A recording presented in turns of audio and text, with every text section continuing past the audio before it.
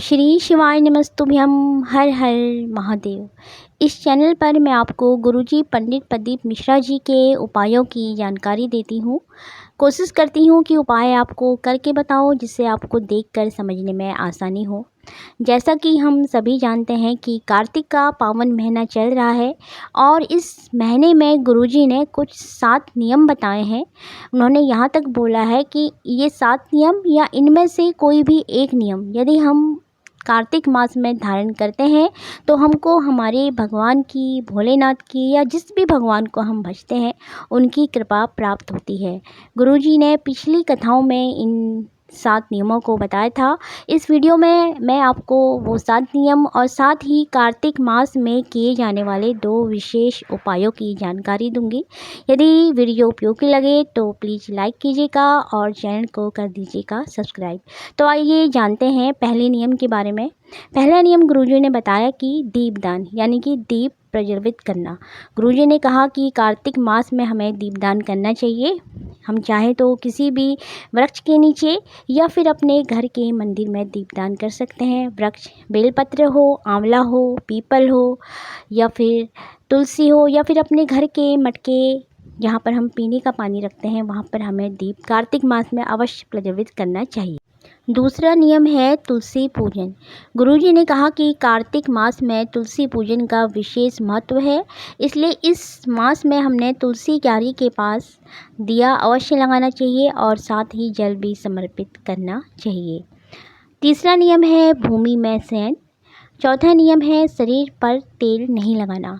पांचवा नियम है दलहन की चीज़ों का त्याग, अर्थात हमें दालें नहीं खानी चाहिए। तो यदि हम ये 7 नियम ना भी धारण कर पाए तो हम इनमें से कोई भी एक नियम धारण अवश्य कर सकते हैं।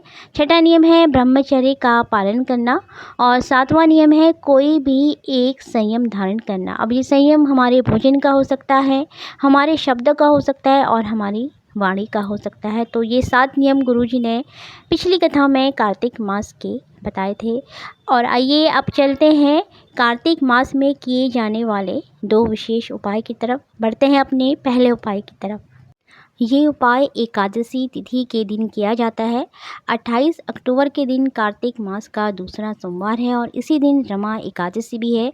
तो उस दिन आप इस उपाय को कर सकते हैं। धन संपदा की प्राप्ति के लिए इस उपाय को गुरुजी ने बोला कि हम कर सकते हैं। इसके लिए हमें चाहिए होगा 1 लोटा जल। हम उसमें थोड़ा सा गंगा जल डाल लें और जल हमें अपने घर से लेना है। साथ ही उसमें 7 बेलपत्र हमने डाल के महादेव के शिवलिंग के पास पहुँचना है और इस कलश के सारे जल को हमने भगवान नंदीश्वर पर समर्पित कर देना है।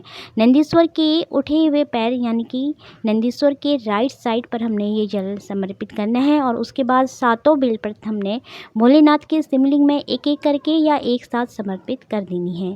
गुरुजी ने कहा यदि हम एकादशी तिथि के दिन, और इस दिन तो सोमवार भी है, इस बार कार्तिक का महीना भी है, इस उपाय को कर लेते हैं तो हमारे घर में धन संपदा की कभी भी कमी नहीं रहती।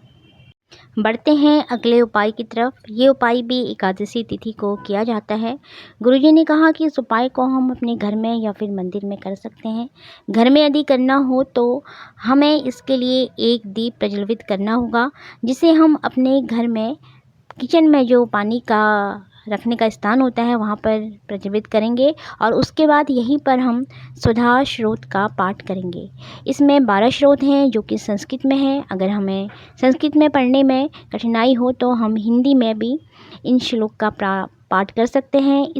ऐसा करने से हमें पितरों की कृपा प्राप्त होती है। आइए जानते हैं यदि मंदिर में इस उपाय को करना है तो किस तरह करना है। सबसे पहले हमने मंदिर में भोलेनाथ के शिवलिंग के पास जाना है और वहाँ पर 1 लोटा जल शिवलिंग पर समर्पित करना है। उसके बाद 3 बार ताली बजा कर के हमें 3 बार सुधा सुधा सुधा इस नाम का स्मरण करना है। बस इतना ही करना है जिससे हमारे घर में धन संपदा की वृद्धि होती है और पितरों का आशीर्वाद प्राप्त होता है।